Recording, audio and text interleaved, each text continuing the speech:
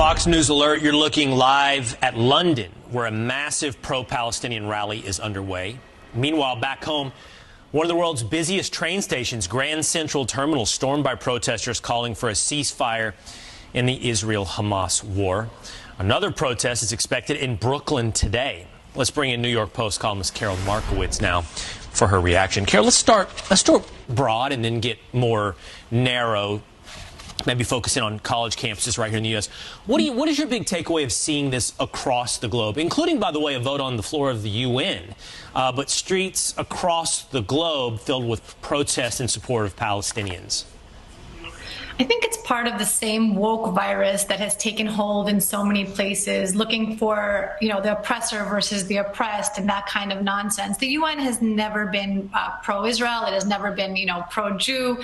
I don't expect it to start now. But I think that what is happening with a lot of the young people marching is that they've been given this very basic prism through which to see the world. And they're looking at this conflict through that prism, despite the fact that Israel suffered such massive loss on October 7th. They've seen dead babies, kidnapped grandmothers, college kids gunned down at a music festival. All of that seems to not matter in the pursuit of some larger, leftist goals.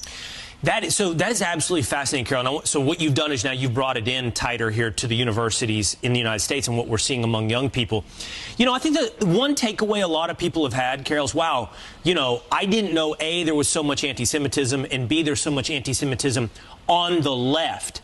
But I'm curious, what you describe happening on college campuses, there certainly is anti-Semitism, but I hear you describing something else, and that's the acceptance of this ideology to see the world through the oppressed lens.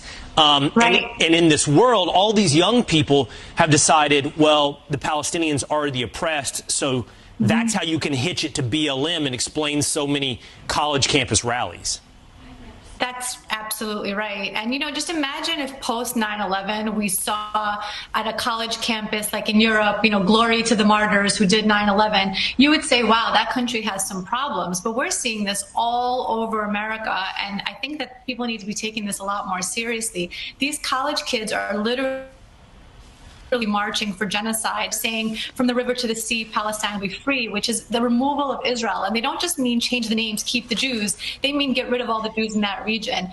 I think that people need to take it really seriously. We've seen, again, this woke virus travel through our culture for the last few years, take control of corporations and colleges. It's a very serious problem that they're excusing now, mass murder.